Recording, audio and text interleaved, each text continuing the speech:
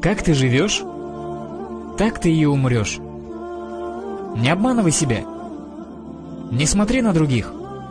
Посмотри на себя. Сколько еще посланий тебе нужно услышать? Сколько еще похорон тебе нужно посетить?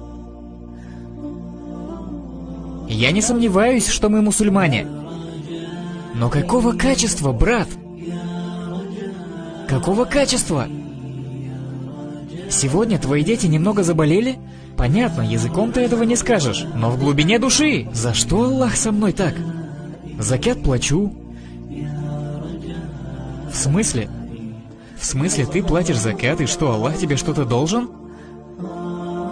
Нет, брат, просто альхамдулиллах, я молюсь. Подаю милостыню, а этот парень не молится, и его дети в порядке. За что Аллах так?